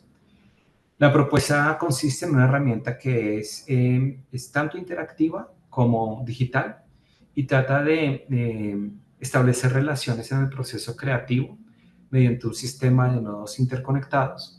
Esa herramienta busca potenciar la generación, desarrollo y concreción de ideas visuales al facilitar la articulación entre el concepto y la forma. Permite un tránsito no lineal y flexible, bueno, lo procura. Digamos que nosotros estamos en este proceso, ya más adelante les cuento en qué vamos, según las necesidades comunicativas de cada proyecto. Tratamos de comprender que, a diferencia de algunas metodologías que son más de orden secuencial, que fragmentan el proceso creativo, esta propuesta reconoce esa naturaleza iterativa y relacional del pensamiento proyectual, permitiendo que el diseñador explore, pueda retomar y reformule sus decisiones a lo largo del desarrollo del proyecto. ¿Cuáles son, digamos, estos nodos? Acá nosotros hemos formulado unos nodos, pero somos conscientes que estos nodos pueden cambiar, pueden aparecer unos nuevos y creo que ahí es donde se da como esa naturaleza flexible de la propuesta.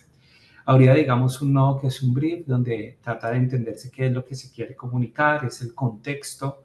La lexia es un nodo que permite como entender, a veces yo tengo una idea que se manifiesta en una palabra, pero del todo no soy consciente, digamos, de la profundidad de dicha palabra. Radar, que referencia o busca establecer, digamos, como ciertos referentes alusivos.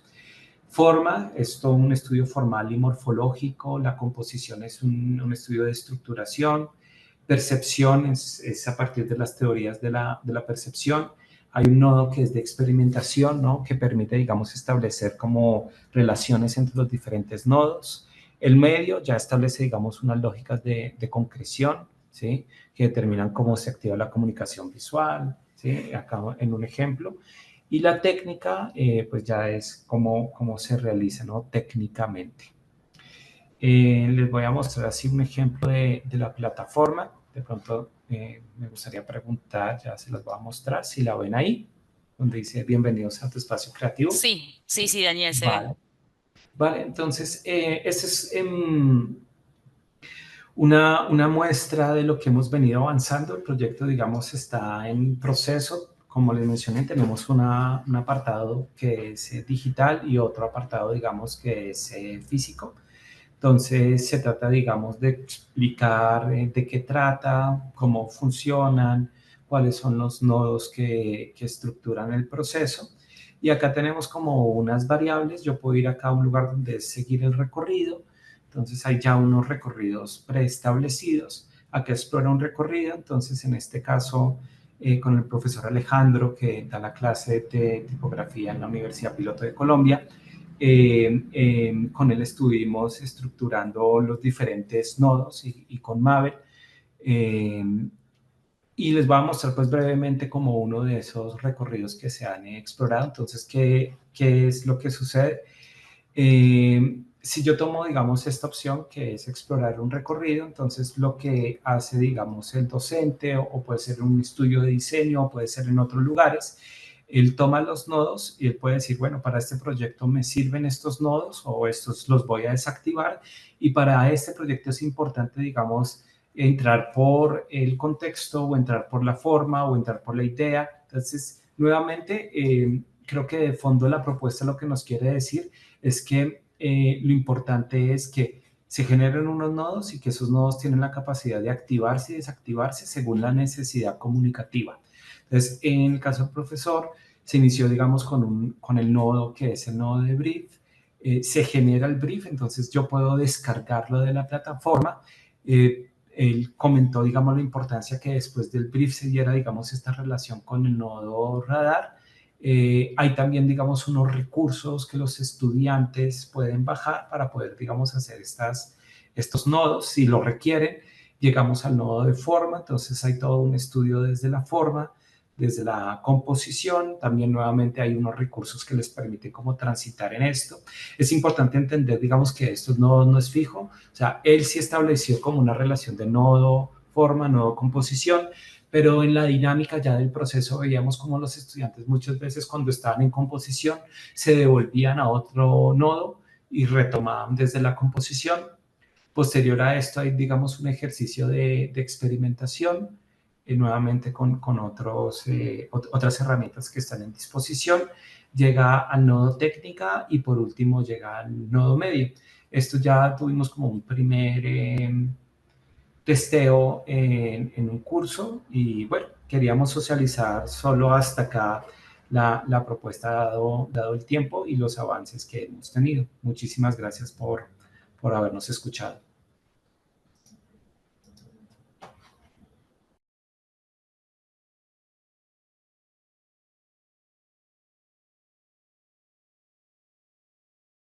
Daniel, Sí, te escucho. sí, gracias, muchas gracias.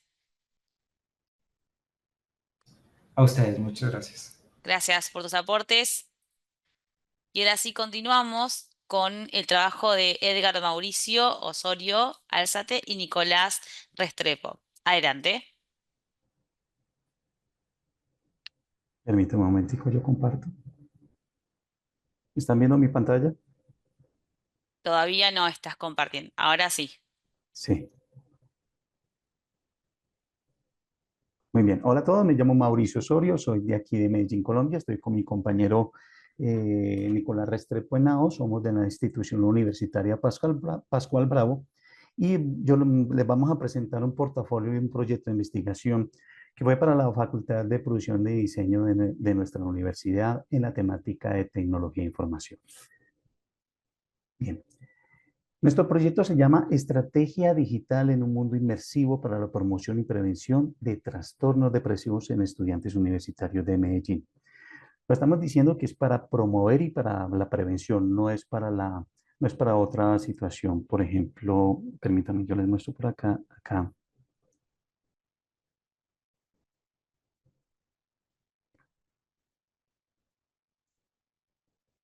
no para el tratamiento, solamente para la parte de la promoción y la prevención. Ahora, nosotros lo que vamos a mostrar es el diseño de uno de los niveles, sí que llamamos como música y depresión. Dentro de esos niveles están tres plantas. Esas tres plantas las llamamos, una de ellas la estimulación cognitivo-conductual. Es un mundo virtual inmersivo, quiere decir de que es realidad virtual, así lo podemos llamar. Es un videojuego realmente. Estos niveles para nuestra estrategia digital está dividido por tres plantas. La primera se llama estimulación cognitiva conductual. Y ahí tenemos el primer nivel que es de música, luego hablamos de dieta mediterránea, el baile, el yoga, el mercado. Todo esto es digámoslo así, un momento rompehielo para que los muchachos cuando estén trabajando en realidad virtual puedan acostumbrarse a lo que es el movimiento de los controles. Y de ahí, después de que aparece la parte de rompehielo, empieza lo que es la psicoeducación de la depresión. En esa psicoeducación hablamos de los tipos de depresión que tienen los estudiantes, que realmente ellos no saben, casi siempre saben que la depresión es una, pero miremos que hay varias. Depresión mayor, trastorno depresivo distémico, trastorno depresivo difórico premenstrual, trastorno depresivo de sustancias, trastorno por afectación médica. La primera parte, ellos están interactuando, ¿sí? Con esta parte rompehielo. En cambio, aquí estamos viendo videos que es realizado por nosotros y muestra cómo es el manejo de la depresión, las causas y todo lo demás que conlleva a esto. Luego llega a la parte de las ayudas terapéuticas, donde ya mostramos las posibles psicoterapias que ellos pueden enfrentar. También miramos la farmacoterapia, donde miramos cómo actúan las drogas en el cerebro y en el cuerpo para disminuir los síntomas depresivos. Y ya finalmente las rutas de atención. Entonces vamos a mostrar en este momento cómo manejamos el diseño para este primer nivel de la música. ¿Listo? Aquí tenemos ya a nuestro compañero Nicolás. Buenas tardes a todos ustedes. De pronto hay dos cositas que quisiera aclarar de lo hablado de Edgar Mauricio. Y es que este proyecto, aunque nosotros somos diseñadores e ingenieros en la institución universitaria Pascual Bravo, también trabajamos con el grupo de investigación de la Universidad Cooperativa de Colombia con un grupo de psicología. Entonces, ellos compartían toda la información técnica y académica del proceso psicológico y nosotros hacíamos todo el proceso de integración y las herramientas. Ahora, tenemos una base científica que nos dice que la música en específico de un autor relaja a las personas y las baja de la depresión. ¿Quién es ese autor?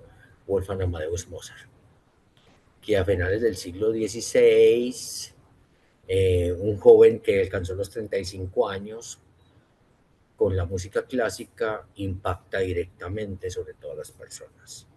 Aquí se toma una decisión en el proceso de diseño y fue trabajar específicamente, pasa la diapositiva por favor Mauro,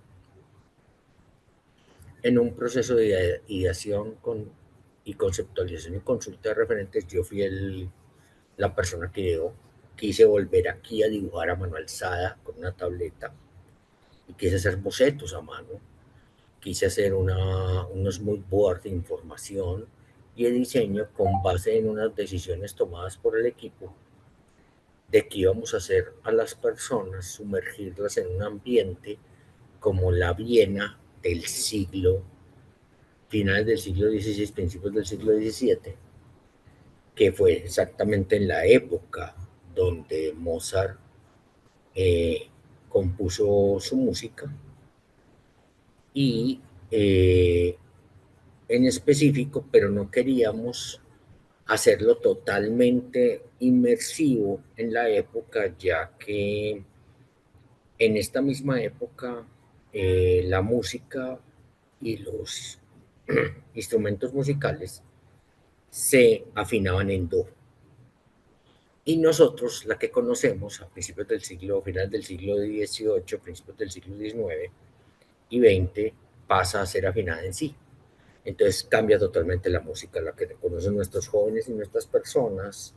Todos nosotros básicamente es afinada en si. Entonces teníamos que tomar esas decisiones, jugar con los elementos. Entonces se hace un proceso de ideación, se buscan referentes, se hace toda la información, se busca el museo de Mozart, eh, se hacen las bases, se hacen los diseños previos, se hace una preproducción con esta guía y bocetos y avatares, y después pasamos a un modelado básico e incipiente, porque lo más importante que tenemos con un videojuego es que las iteraciones continuas potencian el desarrollo y mejoran la calidad del desarrollo del videojuego. Y esto va potenciando. Aquí llegamos a todo el análisis del espacio físico, donde realmente Mozart compuso y construyó la música que estamos trabajando. Vemos unos elementos del tipo clásico, ya clásico tardío, formales, donde vemos las formas, donde vemos la distribución del espacio, donde vemos cómo debería estar el clavicémbalo o el clavicordio, donde vemos cómo está la distribución física. Y empezamos a hacer unas intervenciones con la silla tipo lira y con los elementos donde tenemos unas referencias musicales. En cada uno de los elementos involucramos, por ejemplo, si en la parte de abajo involucramos que la pata del mueble de esquina o de pared tenga la forma de la clave de sol, que nos genera referencias en las personas. Son bocetos a mano alzada, rápidos, claros, para hacer el modelado tridimensional. Pásalo, por favor. Y llegamos a este elemento que es muy importante. Casi todos nosotros conocemos su hermano mayor o posterior, que es el piano. Es mucho más pequeño, más portable, el clavicémbalo, pero potencia el manejo. Edgar, tú continúas a partir de este punto, en el modelado. Bueno, en la parte del modelado utilizamos el Blender 3D. También utilizamos el 3D Studio Max para algunas cosas. Aquí estamos mirando la cantidad de polígonos que utilizamos en low poly para que pudiera trabajarse muy bien en Unity. Y luego se ubica lo que es la textura, la ubicación de los elementos en el ambiente, el render también. Tenemos dos personajes, un personaje que es Mozart, que está representado por el que está en el piano, y un personaje que nosotros lo representamos por medio de un espantapájaros donde guía al usuario a que trabaje y mueva la parte interactiva de lo que es la música, que en sí ya lo va a mostrar con un video. ¿Sí? Aquí, por ejemplo, estamos mirando cómo aparecen los guantes y la persona puede trabajar con la parte interactiva de integración del ambiente. Al final, aquí estamos viendo al usuario y al final este personaje que es el espantapájaro nos da una reflexión de cómo la música puede ayudar a los problemas mentales de la depresión. Y eso que estamos mostrando solamente un nivel. Este nivel, que es de los que mostré ahorita en la parte que yo les muestro en este punto, acá, me devuelvo un momentico, aquí, aparecen diferentes niveles y solamente estamos hablando sobre el primer nivel de música y la metodología que utilizamos para generar todos los diferentes niveles que solamente estamos mostrando este portafolio, que es a partir del diseño de ese nivel. Voy a mostrarles aquí, por ejemplo, un video acá de cómo funcionaría. ¿Sí? Aquí está interactuando, por ejemplo. Nosotros trabajamos la sonata para piano número 11 en la mayor, en momento andante gracioso de Mozart. Y aquí la persona está lo que es interactuando para que pueda caer en la nota precisa. ¿Sí? Como recomendaba, este es un momento de rompehielo. Al final, el espantapájaro está haciendo una reflexión sobre cómo podía ayudar la música, o cómo ayuda la alimentación, o cómo ayuda el yoga para la depresión. Y ahí empezamos los otros niveles de diseño para lo que son las terapias, para lo que mostrar que los tipos de depresión. Bien. Bueno, muchísimas gracias. Eso es todo.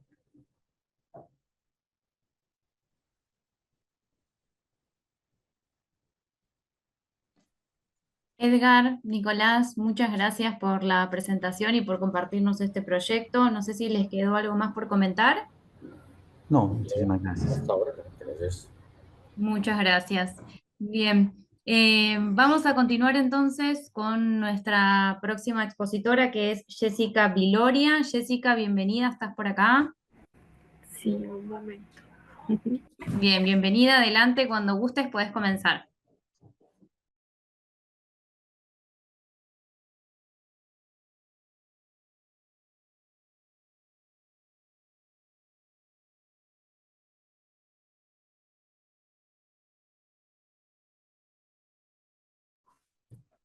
Jessica. Ah, perfecto, ahora estamos viendo la pantalla. Muchas gracias. ¿Me confirman si ya se puede observar? Sí, lo vemos perfecto. Vale. Bueno.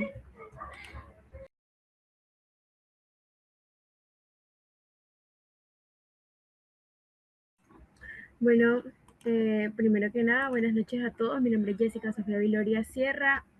Soy estudiante de arquitectura de 10º semestre en la Universidad del Atlántico en Colombia. Pertenezco al grupo de investigación Arquitect y hoy vengo a presentarles cómo identificar los procesos de urbanización en las ciudades, tomando como ejemplo la ciudad de Oslo, Argentina, de Oslo, Noruega, y comparándolo con las ciudades latinoamericanas. Vale, recordemos que urbanizar no es solo construir casas o edificios, sino transformar el territorio, la vida social y la economía de una ciudad. Reconocer cómo se urbanizan nuestras ciudades nos ayuda a diagnosticar problemas, proponer soluciones y planificar un crecimiento sostenible, justo y equilibrado. Bueno, tomando como punto inicial, identifiqué las zonas analizadas de las ciudades como a partir de la ciudad compacta, la ciudad dispersa, una periurbanización de tipo 1 y las periurbanizaciones de tipo 2. Como modelo de ciudad compacta tenemos el centro de Oslo, en el que podemos observar la alta densidad, la mezcla de usos del suelo, residencial, comercial, cultural, la buena movilidad y la alta accesibilidad, buena infraestructura pública en ellos.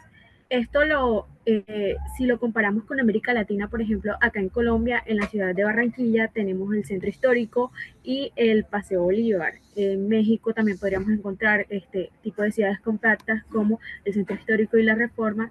En Buenos Aires, pues, tendríamos microcentro en San Telmo, y también en Chile podríamos observar Centro y Providencia. ¿Qué nos dicen este tipo de ciudades compactas? Que existe muchos equipamientos cerca y que hay una gran variedad de usos del suelo y una alta accesibilidad en cuanto a los lugares en conjunto. Luego tendríamos el modelo de ciudad dispersa. Por acá, en el caso de Oslo, observamos zonas residenciales de lujo en las periferias rodeadas de naturaleza, accesos de tipo restringidos, viviendas unifamiliares con bajo impacto urbano, y este tipo de ciudad dispersa pues tiene un contra, que es el alto impacto ambiental que genera, ya que depende directamente del automóvil.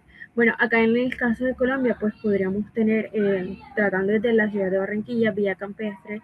En México podríamos tener en Ciudad de México, Santa Fe. En Buenos Aires tendríamos Tigre o quizás Pilar, y en Santiago de Chile pues podríamos compararlo con Chicureo o La Barnechea, que también es como un sitio de este tipo.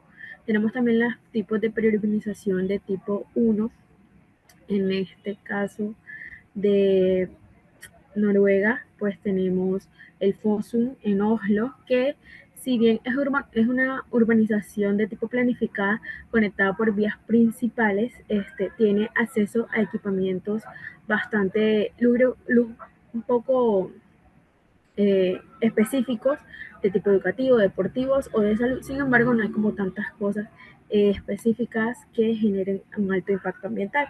Pues acá, si lo contrastamos en ejemplos de América Latina, pues podríamos tener aquí mismo en Barranquilla el corregimiento de la playa, en la Ciudad de México, en las zonas nuevas en Taplán o en Coyacán.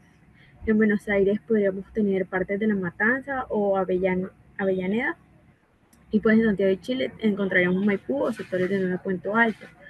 También encontramos perurbanizaciones de tipo 2, que en el caso de Noruega, pues tenemos Bærum en Oslo. Estas urbanizaciones suelen ser de tipo marginal en las ciudades, sin embargo, poseen equipamientos institucionales que no están integrados a la cohesión urbana, como lo son las cárceles, y poseen pues bajas conectividad y escasas percepciones de confort o pertenencia, y las personas viven en este tipo de perurbanizaciones por la mera necesidad. Entonces acá, dando ejemplos extremos, pues tendríamos en México Iztapalapa, también Chalco, Ecatepec. En el tema de acá de Colombia, pues específicamente en Barranquilla, áreas como Jumina o La Pradera. En Buenos Aires, villas como la 31 o 21-24, y en Santiago de Chile, pues tendríamos como el campamento en La Pintana o San Bernardo específicamente. Entonces, ¿cómo nosotros aplicamos este análisis específicamente a nuestras ciudades? ¿Cómo lo podemos identificar? El tipo de ciudad compacta, dispersa, para urbanización de tipo 1 o 2 que encontremos en nuestras ciudades. Pues primero que nada, identificando cuál es el uso dominante del suelo, qué tan densas son las zonas, cuál es la calidad que tienen los servicios, el espacio público, la conectividad vial, el transporte, y qué actores específicos han intervenido en este tipo de lugares, como estados privados, comunidades informales, y ese tipo de entes gubernamentales que ingresan. Entonces, ya finalizando pues este pequeño cuadro comparativo y de explicación, tendríamos que específicamente una ciudad compacta es una ciudad que es accesible, eficiente, sostenible, tiene una buena mezcla de usos del suelo. Sin embargo, tiene unos contras como la congestión, el ruido, la posible insalubridad si no se gestiona de la manera adecuada. Como ciudad dispersa también poseemos el confort, baja densidad, calidad ambiental local. Sin embargo, nuestros contras serían la segregación y la dependencia del carro y la deforestación, lo cual nos afecta en general el medio ambiente. En el tipo de perurbanización de tipo 1, pues encontramos la privacidad, un buen acceso a servicios y una planificación relativamente parcial. Sin embargo, observamos que hay una alta ocupación del suelo natural, entonces también nos contamina un poco. Y ya finalmente la perurbanización de tipo 2 posee una alta vida comunitaria, una interacción social. Sin embargo, hay bastante pobreza, insalubridad, inseguridad y falta de infraestructura. Nosotros deberíamos tomar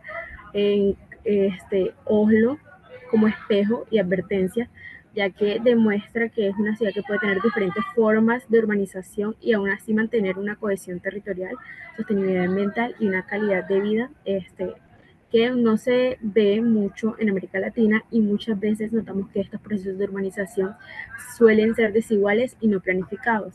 Este análisis comparado nos invita pues a repensar cómo nuestras ciudades están avanzando y pues a intentar no clasificar ni tampoco hacer el crecimiento de la ciudad pues que sea demasiado exponencial, sino que creemos entornos más humanos y resilientes.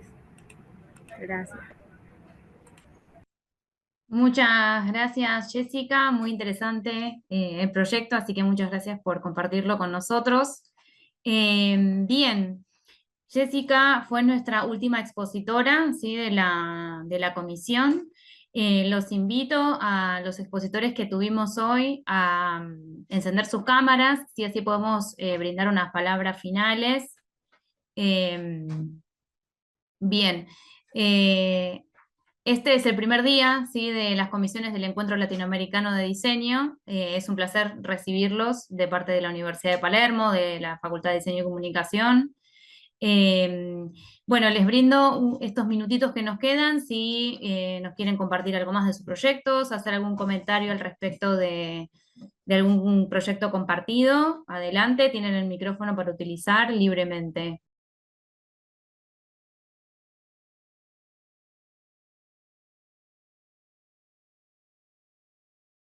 Bien, les recuerdo, si desean y nos quieren compartir, vi que algunos de los expositores lo hicieron, pero si nos quieren compartir en el chat algún contacto, perfil de LinkedIn, Instagram, portfolio, lo que deseen, el momento es ahora. Me quiero tomar un minuto breve para mencionar a todos los que nos acompañaron hoy. Alejandra y Andrés, Alison y equipo, Ana Carla y su equipo, Ángela y el equipo, Candela, Dayana, Edgar y Nicolás, Jessica y Daniel, fueron todos los expositores del día de hoy. Como les decía, hoy es nuestro primer día de comisiones del Encuentro Latinoamericano de Diseño y les agradezco a todos ustedes por habernos acompañado hoy. Es un placer recibirlos año a año. Los invito a que nos acompañen nuevamente el año que viene y mañana seguimos con más comisiones, así que están más que bienvenidos. Sí, Dayana. No, de mi parte solamente quería agradecer la invitación este año, me encanta ser parte, ya es el segundo año que lo hago consecutivo porque anteriormente lo había hecho, así que muchísimas gracias por el espacio y la oportunidad de conocer nuevas propuestas de trabajo de otros colegas, así que muchísimas gracias por la invitación. Muchas gracias por tus palabras. Esta es la edición número 20, ¿sí? De la Semana Internacional de Diseño y del Encuentro Latino, así que es un placer año a año recibirlos. Bueno, sin más, muchísimas gracias y nos vemos en los próximos días y también el próximo año.